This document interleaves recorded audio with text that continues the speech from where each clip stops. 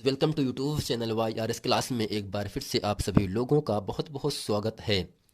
दोस्तों, इसके पहले के वीडियो में मैंने आप लोगों को कक्षा 10 विषय हिंदी में सेट नंबर तीसरे का प्रश्न नंबर 7 तक अच्छे तरीके से पढ़ा दिया था। तो फ्रेंड, आज की इस वीडियो में हम पढ़ेंगे प्रश्न नंबर 8 का प्रश्न नंबर खा, प्रश्न नंबर गा पढ़ेंगे। तो फ्रेंड, प्रश्न नंबर 8 का आपके सामने कह रहा है यहाँ से, पतिश्री देखत मंदोदरी मूर्छित बिकल धारिन खस परी जुबत वृंद रोवत उठ धाय तेह उठाए रावण पह आई। अब दोस्तों, जैसा कि एग्जाम में 2 नंबर के लिए ये प्रश्न पूछा जाता है। अब इसमें कह रहा है, इस गद्यांश को पढ़ने से उपर्युक्त पंक्ति में कौन सा रस है, यानी हास्य रस है या करुण रस है। दोस्तों, अगर आपको ये आता है ठीक है, अगर नहीं आता है तो इसी के साथ अथवा में भी एक प्रश्न आपको दिया जाएगा। अब यहाँ से कह रहा है, हास्य रस की परिभाषा एवं उदाहरण दीजिए या लिखिए।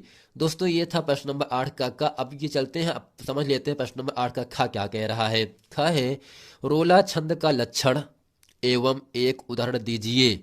अब दोस्तों, इसी का प्रश्न नंबर का आपके सामने कह रहा है, निम्नलिखित में से प्रयुक्त अलंकार का नाम लिखिए। चरण कमल बंदौ हरि राई, या उत्प्रेक्षा अलंकार की लक्षण एवं उदाहरण सहित इसे लिखिए।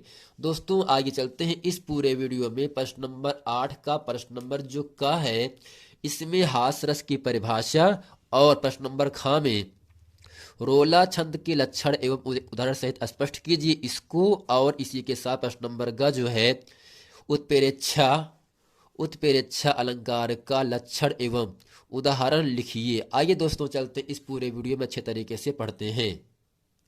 जैसा कि दोस्तों, एग्जाम में हास रस की परिभाषा जो है 10, 11, 12, 13, 14, 15, 16, 17, 18 और 19 में पूछा गया है।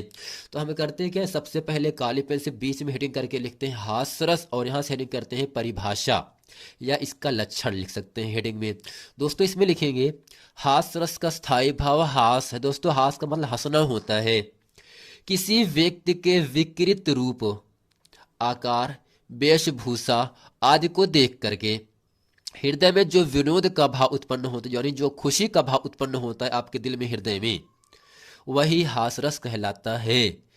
यही हास नामक अस्थायी भाव जब विभाव, अनुभाव और संचारी भावों से पुष्ट होता है या संयोग करता है, तब हास रस की निष्पत्ति होती है। जैसे जैसे यहाँ पर दिया गया है, विंध्य के वासी उदासी तपोव्रतधारी महाबिन नारी सुख दुखारे गौतम तीतरे तुलसी सो कथा सुनि भय मुनि वृंद सुखारे है शिला सब चंद्रमुखी पर से पद मंजुल कंज तिहारे किन्हीं भले रघुनाय कजु करुणा कर कानन को पग उधारे। जैसा कि दोस्तों, इसमें लिखेंगे, अब विंध्याचल पर्वत पर रहने वाले तपस्वी मुनियों की इस सोच पर हंसी आती है कि श्री राम की शरण स्पर्श से यहाँ की सभी शिलाएं अब चंद्रमुखी नारियां बन जाएंगी। अब दोस्तों, इसको हेडिंग करके यहाँ से लिखते हैं स्पष्टीकरण। इसमें लिखेंगे, अस्थायी भाव आपका है हंसी या हास, जबकि विभाव में आपका दोस्तों पहला आपका है आलम्बन, यानी किसको देखने से होता है, विंध्य के वासी तपस्वी लोगों को। अब उद्दीपन दोस्तों क्या है, अहल्या की कथा सुनना, राम के आगमन पर यानी राम के आने पर प्रसन्न होना, स्तुति करना। अब दोस्तों, इसी के साथ आपका यहाँ पर अनुभाव हेडिंग करते हैं, यहाँ पे लिखते हैं हंसना। जबकि दोस्तों, संचारी भाव यहाँ से है स्मृति, चपलता, उत्सुकता आदि। दोस्तों, ये था हास रस की परिभाषा और उसका उदाहरण। अब दोस्तों, प्रश्न नंबर 8 का खा आपके सामने भी कह रहा था, रोला किसे कहते हैं, उदाहरण सहित स्पष्ट कीजिए। जैसा कि दोस्तों 11, 12, 13, 14, 16, 17, 18, 19 में रोला छंद की परिभाषा आपसे पूछा गया है। अब दोस्तों, यहाँ से हेडिंग करते हैं परिभाषा या लक्षण। इसमें लिखेंगे, इसको आपको अच्छे तरीके से याद रखना है, यह 4 पंक्तियों वाला एक सम्मात्रिक छंद है। इसमें 8 चरण होते हैं।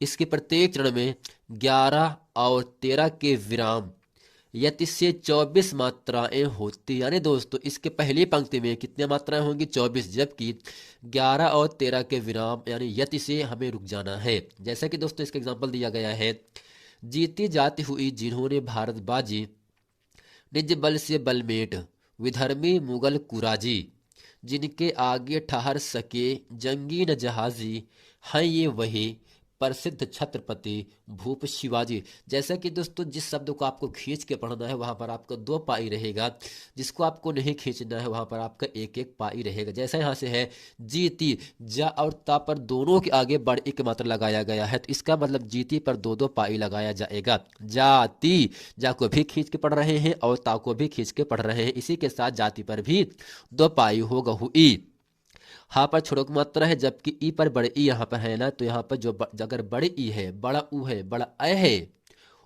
अगर बड़ा अ का मात्रा लगाया गया है तो वहां पर 2 पाई लगाया जाएगा। दोस्तों यह था रोला किसे कहते हैं, इसकी परिभाषा और इसका उदाहरण किसे कहते हैं, कैसे समझते हैं। उम्मीद करते हैं ये प्रश्न आप लोग अच्छी तरह से समझ गए होंगे। अब फ्रेंड प्रश्न नंबर 8 का प्रश्न नंबर गा कह रहा था उत्प्रेक्षा अलंकार किसे कहते हैं, उदाहरण की सहायता से स्पष्ट कीजिए। अब यहाँ से हेडिंग करते हैं उत्प्रेक्षा अलंकार, यहाँ से हेडिंग करते हैं परिभाषा या लक्षण। इसमें लिखेंगे जहाँ उपमेय में उपमान की संभावना की जाए वहाँ उत्प्रेक्षा अलंकार होता है। इसका जो दोस्तों जो वाचक शब्द होगा मनु मानो, जनु जानो, मानो जनहु आदि उत्प्रेक्षा के वाचक शब्द, यानी दोस्तों जिस शब्द में मनु मानो, जनु जानो, मनहु जनहु आदि शब्द होंगे तो आपको समझ लेना है वह आपका उत्प्रेक्षा अलंकार होगा। अब दोस्तों इसका एग्जाम्पल यहाँ से दिया जा रहा है सोहत ओढ़े पीत पटु, श्याम सलोने गात, मनव नील मन शैल पर, आतप पर्य प्रभात। जैसा कि दोस्तों इन सभी शब्दों में एक शब्द आया है मनव, क्या आया है, मनव, मनहु, जानो, जनहु।